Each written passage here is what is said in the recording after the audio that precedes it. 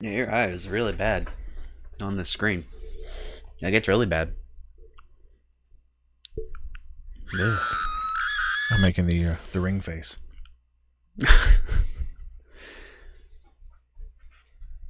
I couldn't think of a spookier intro than your fucking eye. Huh? I couldn't think of a spookier intro than your eye. My eye is taking this Halloween season very seriously. No kidding. It's bad. It might get worse. Yeah. That's fine. Listen. Whatever's best for the show. That's what my left eye says.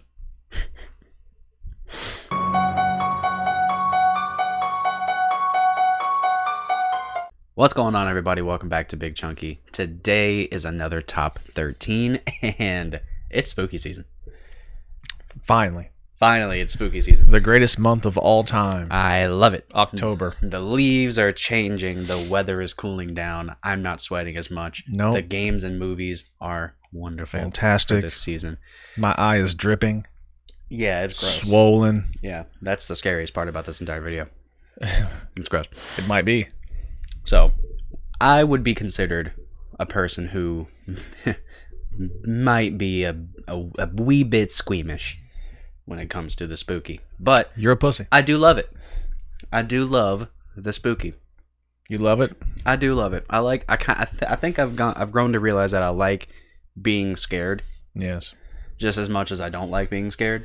I remember a time when I took you to see the remake of the Nightmare on Elm Street movie, and you didn't, in the theater, No. you didn't see a minute of that movie. I did. You watched the movie like this. I have since watched the movie. Now, And how old were it's you? great. 10? I love it. Yeah, probably. Something like that. But anyway, yes, that is you.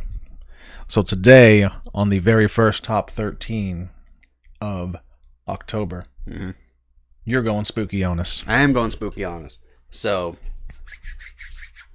Let's do it. we are doing my top 13. Speaking of spooky, Shit. fucking black cats just jump from out of nowhere, from the depths. That's a good way to start it. I'm doing my top 13 spooky games of my playing.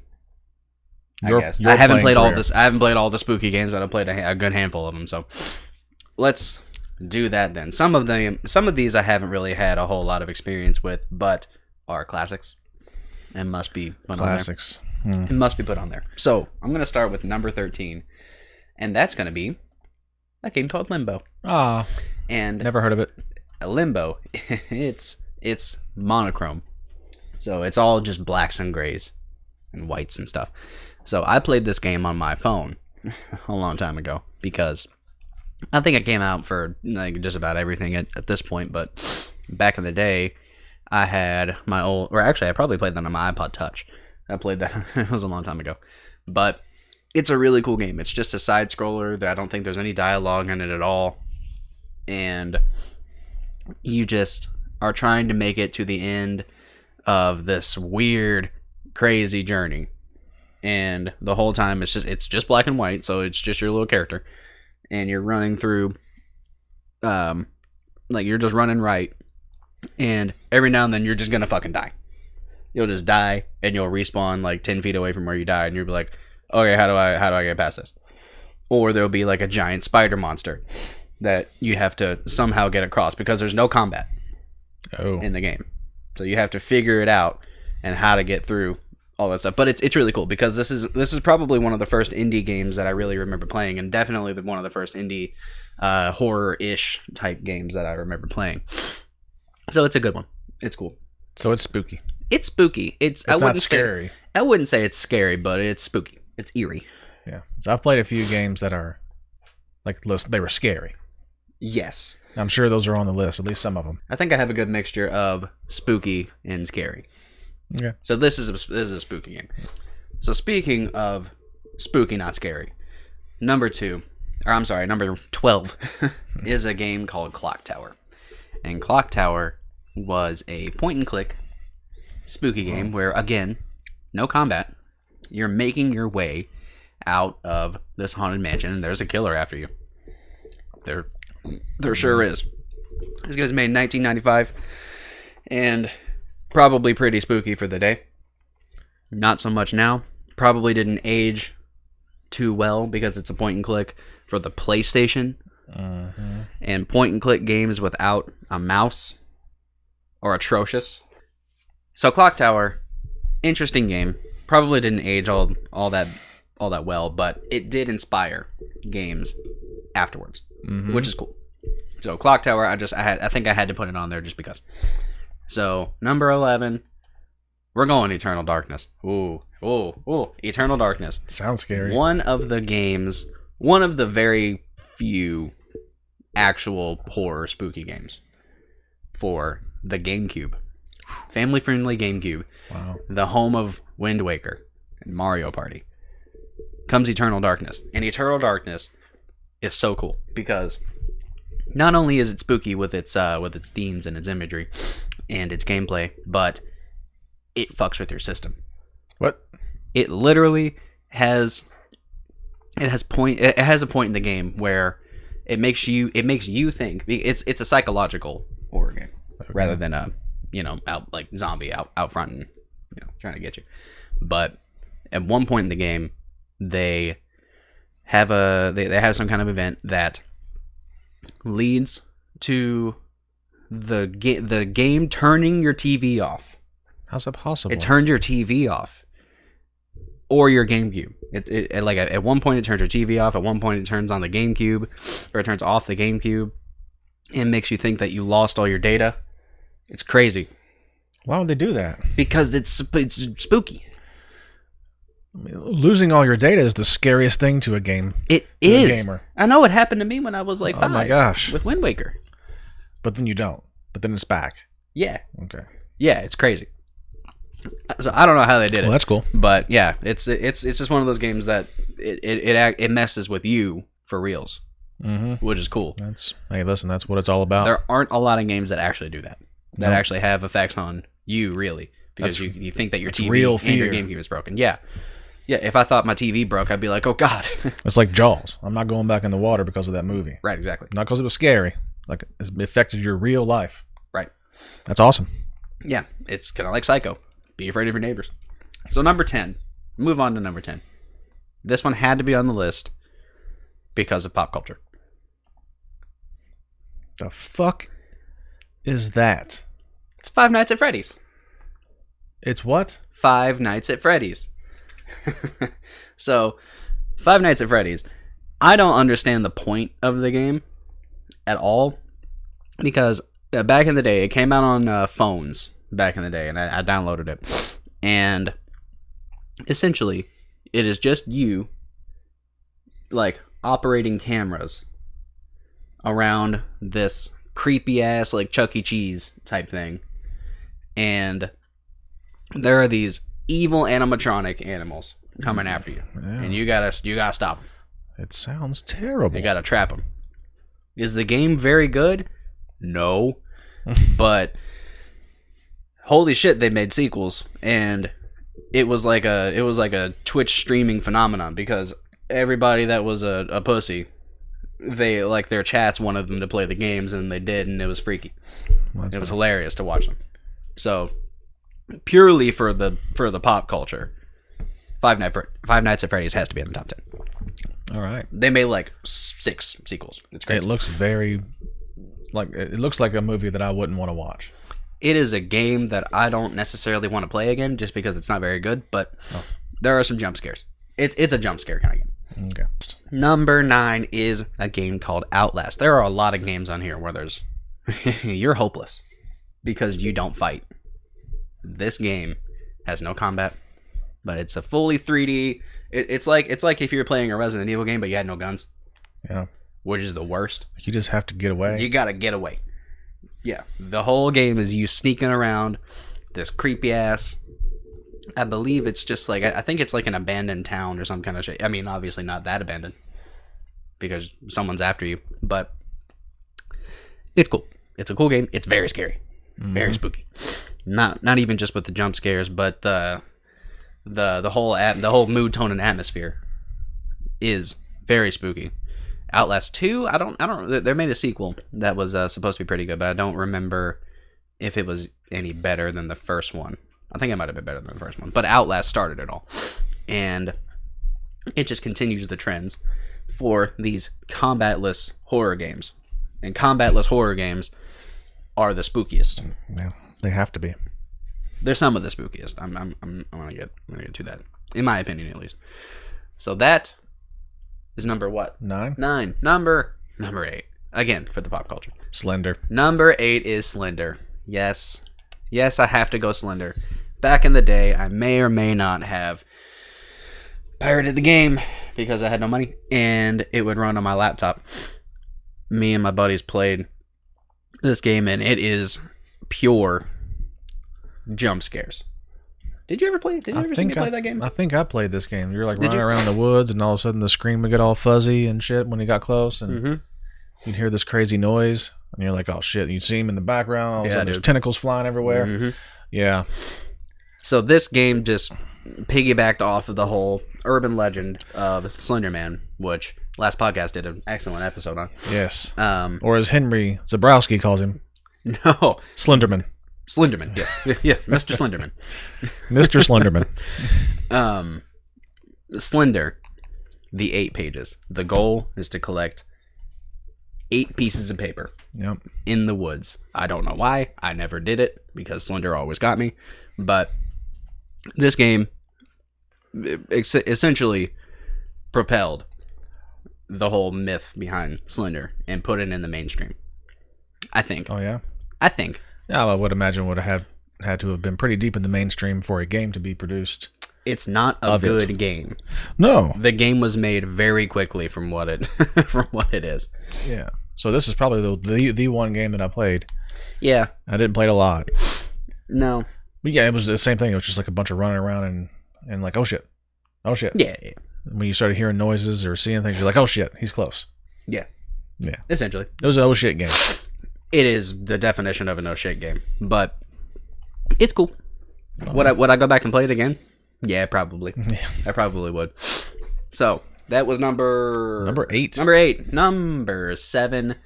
Not scary. Spooky imagery though. Doom 2016. Oh, Doom 2016 is so good. You would actually probably love Doom 2016. I played the original Doom. Exactly. So this is just the modernization of Doom. This is what Doom is now. And Doom is awesome now. Mm-hmm. Doom is awesome. I played this game starting on the Switch, which is probably not the best way to play it because it only runs at half the frame rate, and like most of the time it's really blurry. But either way, the game is so goddamn good. And there's so many demons and spooky imagery, skulls and blood and bones everywhere, that if you just want to play a game where there's just gore all over the place, Doom is the way to go. And it's just really good. The game is so fun. Okay, it's so fun. Number 6, we're going with Dead Space. Now, Dead Space is another survival horror game. There's a lot of survival horror games on this list because I think survival horror is what really works the most. Mm-hmm. So Dead Space is exactly what it sounds like. You're trapped alone, basically. I don't know what it sounds like. You're trapped alone, essentially, in a spaceship. Oh, space. Space. Gotcha. And there's zombies. Space zombies. Space zombies. Yep. Which I believe actually in the lore, I think it's like I think it's some kind of alien that like takes over bodies or whatever, some kind of shit. But the gameplay is just so fun. It's like if Resident Evil was in space, which is a good combination. I'm surprised Resident Evil wasn't in space. Number 5, cracking the top 5. All right, let's do it. Silent Hill 2. Ooh. So Silent Hill and Resident Evil for a very long time in the 90s and what early came 2000s. first, the movie or the game? Game came first. So Silent Hill and Resident Evil had battles as to which one was the the dominant horror game, and obviously Resident Evil won out because there have been Resident Evil games recently. But Silent Hill was one of those games. I don't remember if it's combatless or not. I don't think it is. I think there's combat in it. But it's essentially Resident Evil's little brother where... Huh? Oh. Yeah, man. Listen, I'm a Resident Evil kind of guy. Oh, there are Silent Hill people. I'm sure. But I'm a Resident Evil kind of guy. So there are Louisville fans. There's Louisville fans, and there's smart people. So Silent Hill. Hashtag Big Blue Nation. Whoa. Silent Hill is just one of those games that, like, I believe it originated on the PS1, but Silent Hill 2 was for the PlayStation 2, and it's just like Resident Evil 2, where people think it's probably the best one. People enjoyed that one the most, and they have the most nostalgia for it. It took the base game and improved on it so much to where it made it a classic. So Silent Hill 2 specifically. Just like Adventures of Link. No, the polar opposite of Zelda 2. I'll never listen to that argument, but go ahead. Silent Hill. I like Zelda 2. Go ahead. Silent Hill, good game. Everybody need to play it. It's cool. It's must be. Is that number 5 on the list? Yes. Yeah, it's top 5. Yeah, top 5. This might be a controversial top 5. Movie wasn't awful either. I think I'd like to get pretty drunk and watch the movie. Yeah. We need to do that for our Halloween Spooktacular. We probably need to watch that and a Resident Evil movie. I've seen one of the Resident Evil movies, but I didn't see the first one. From what I understand, the first one was actually probably like the only horror-ish movie. The other ones were pretty actiony. We need to watch it. Yeah, we'll turn it into like a sci-fi action movie. Yeah. It's on the list. It is. Number 4 is a game that I didn't play. Believe it or not. I believe it. I bought it. I paid the $60 for it, and my buddy played it while I watched him and helped him guide him through puzzles. Behind blankets, probably. I was not behind from another room. I was watching him play. I was the puzzle solver. He was playing the actual game because he's better at these kind of games than I am. And I was solving puzzles. This game is Resident Evil 7. And fuck me, Resident Evil 7 is scary. Is this the one that I played for like 10 minutes? On VR. On VR? Yes. It was scary. It's scary. Yeah, you put that VR shit on there and it makes your stomach turn upside down. It's fantastic. Yeah. Horror is like the perfect thing for VR. If they would have had Resident Evil VR when I was a child, I would have never had children because I never would have left my room. You didn't even finish like getting to the house in Resident Evil 7 when I put you in VR. Well, no, because I'm a grown-ass man now and I got shit to do. But back when I was 14, I would have done that shit all day and all night. Well, I'm 22, and I will never play Resident Evil 7 in VR. Wow. I will never. I'll watch other people do it because that's funny. But it really was like you were in a horror movie. It's extremely well done. Yeah. Holy shit! I mean, just like the sound. Yeah.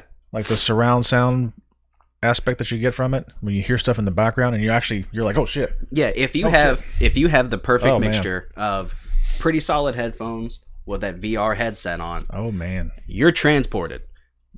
I didn't believe it until I finally got a PSVR that VR really does put you in whatever game you're playing. Because I played Skyrim a bunch in VR and it's real. It's no joke. And it's 360. Yeah. It's awesome. Yeah. Resident Evil 7 in VR is awesome. But if you ever want to be the star of your own horror movie. Ugh, God. If you want to be the first token death in a horror movie, then play Resident Evil 7 on VR. But I put Resident Evil 7 on here because for the last few games before Resident Evil 7 came out, those being Resident Evil 5 and 6, they kind of went a little bit more action-y than survival horror.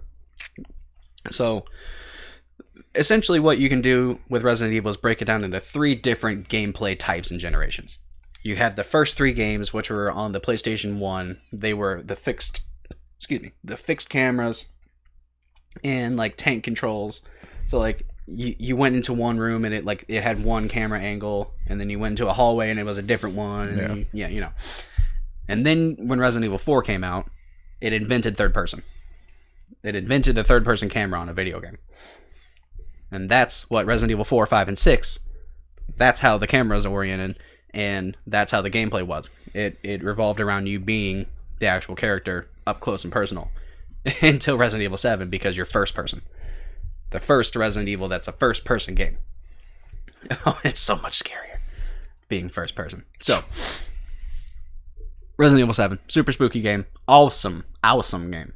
Not super long or anything too, so you can probably beat it in a couple sittings. Is that the one where you chop your fingers off, or is that a different game? That's the add-on for Resident Evil 7. Yeah, Resident Evil 7 was not a very long game, but holy shit, they came out with a lot of DLC for it.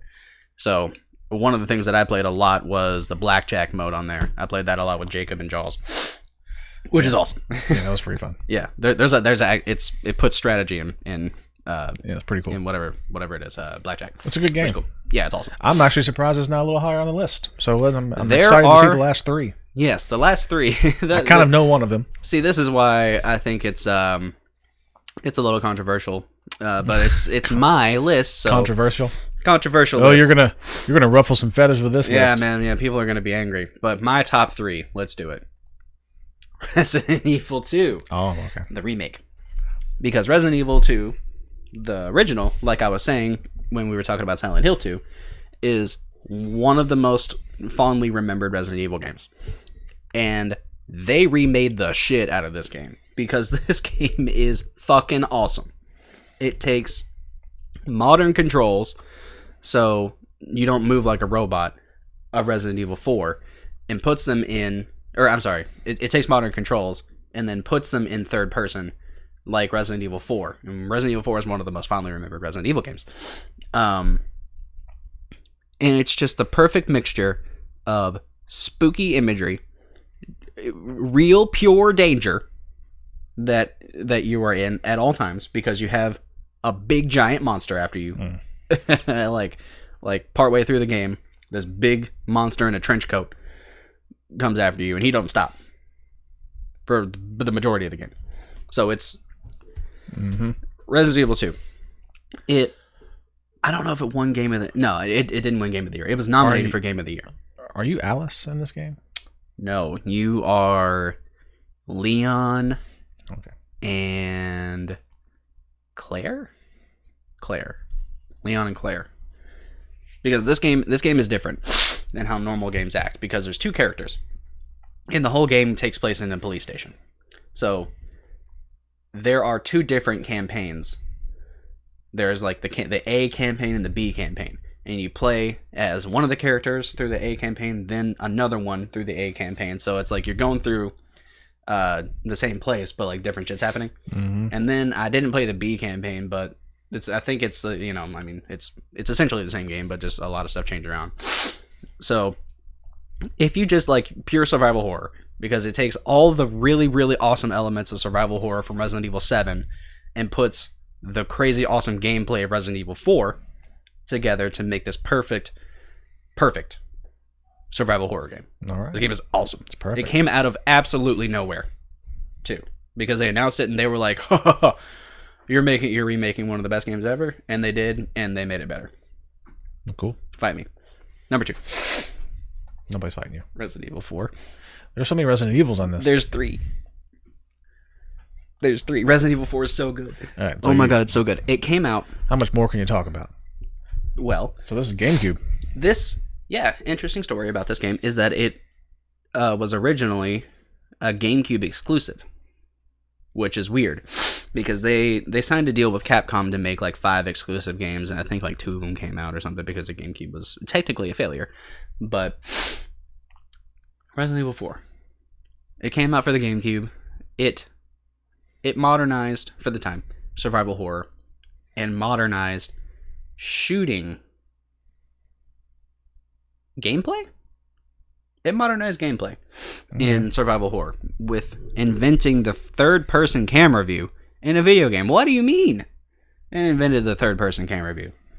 That's crazy. That's a staple in so many games nowadays. Yeah. It's the Ocarina of Time of horror. That's high praise. It is high praise, which is why it's number 2 on the list.